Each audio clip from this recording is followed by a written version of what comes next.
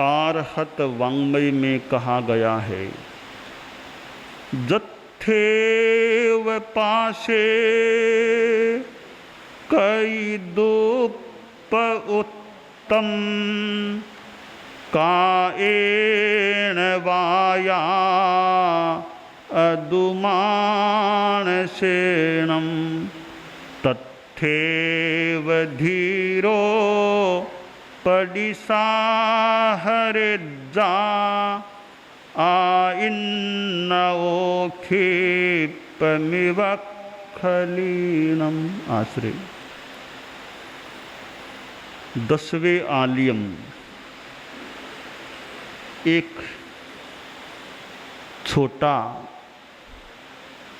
और साधु के लिए अति महत्वपूर्ण आगम है।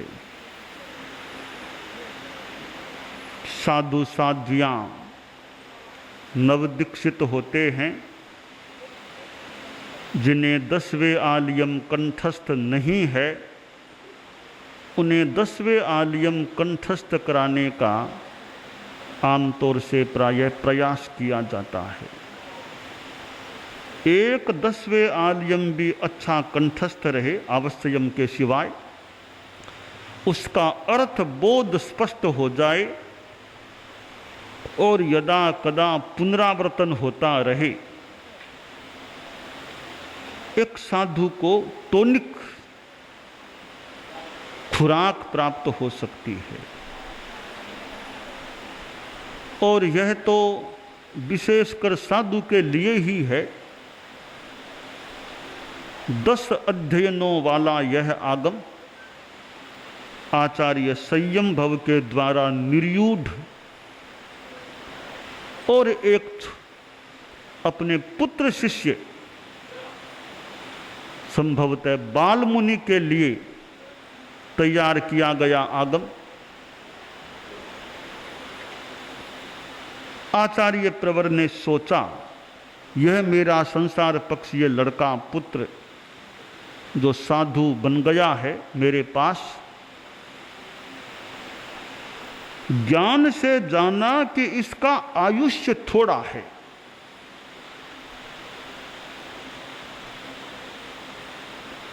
अतीन्द्रिय ज्ञान के द्वारा यह जानकारी हो जाती है, हो सकती है इस आदमी का आयुष्य कितना है।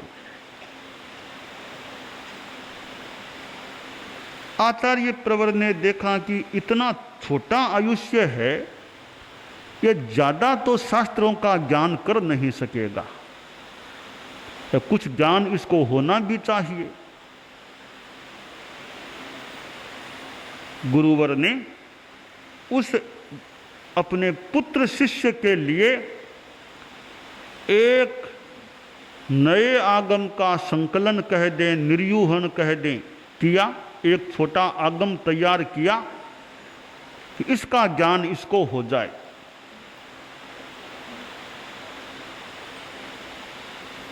और वे शिष्य धन्य होते हैं जिन्हें गुरुकुलवास, गुरु की निश्रा में, गुरु की आज्ञा में रहने का मौका मिलता है। गुरु की आज्ञा से बहिर्विहार करना भी बढ़िया अच्छा है, गुरु की आज्ञा से गुरु के पास रहना भी अच्छा है।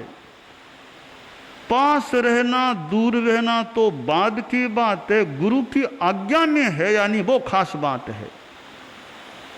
दूरस्थोपि समीपस्थ है यो यस्य हृदय स्थित है। दूरस्थ व्यक्ति भी समीपस्थ होता है जो जिसके हृदय में रहता है।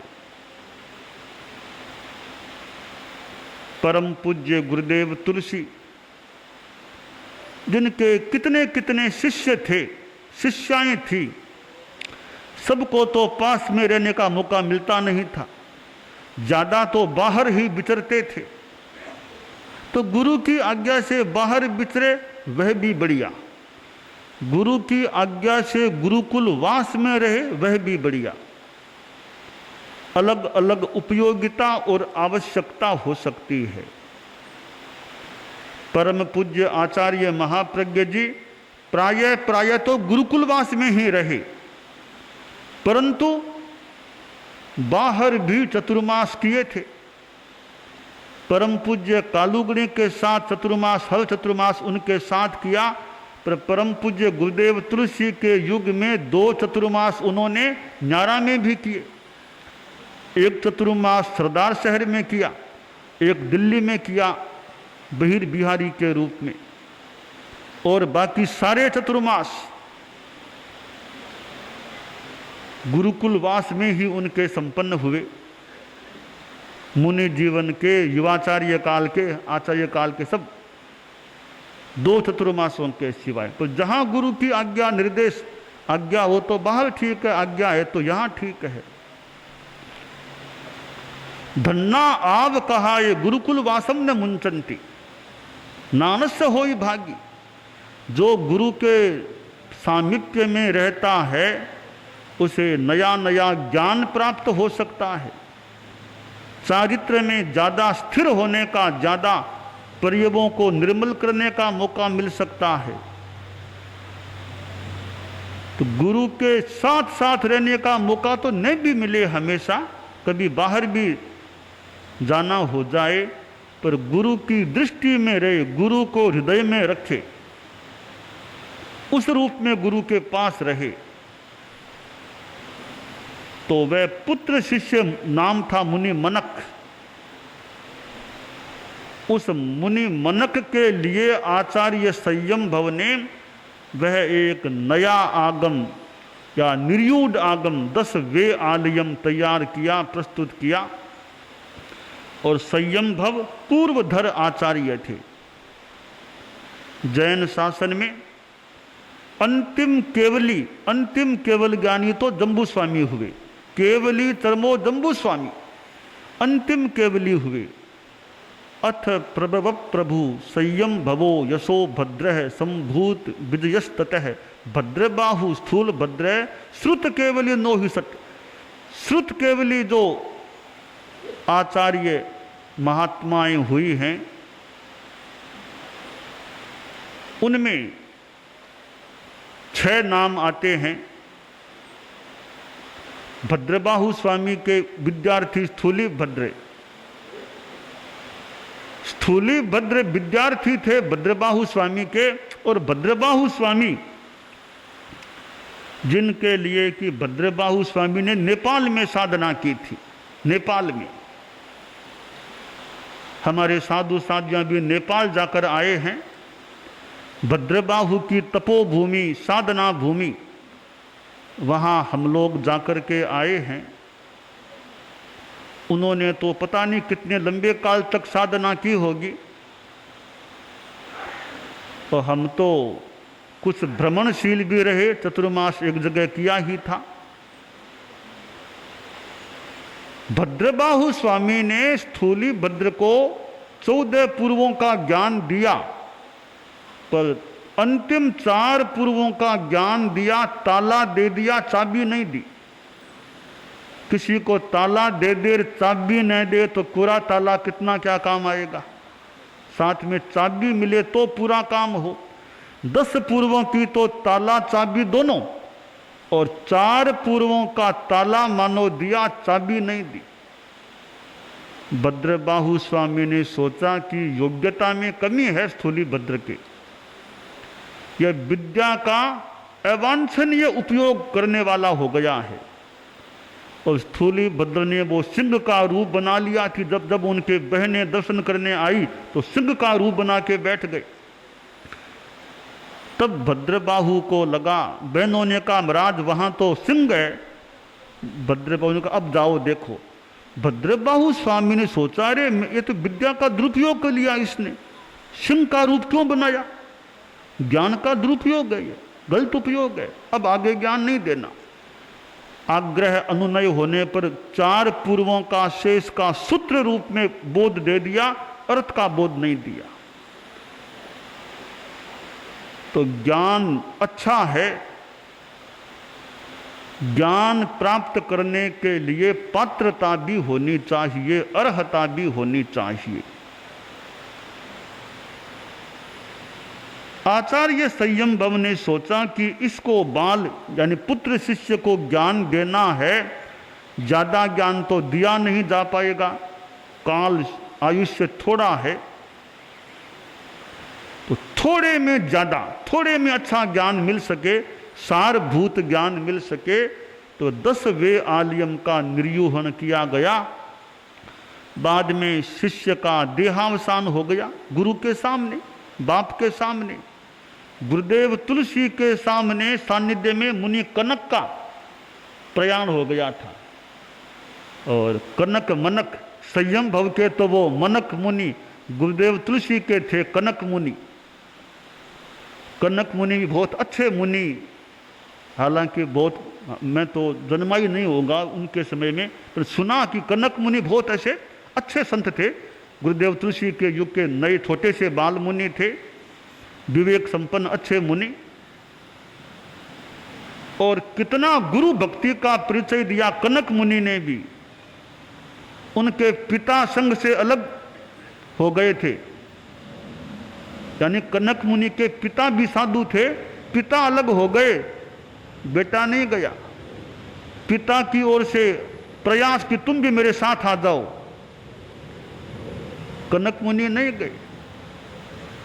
गुरुदेव तुलसी के पास बात आई उनके पिता की ओर से कि कनक तो मेरा कहना भी नहीं मानता, अभिनीत ऐसा है। तो गुरुदेव ने थोड़ा उलाना दिया कनक मुनि को कि तुम बाप का भी कहना नहीं मानते हो।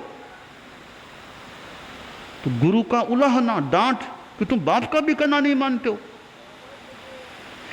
तो बाल मुनि बहुत थे, बड़े समझदार, विवेक संपन्न।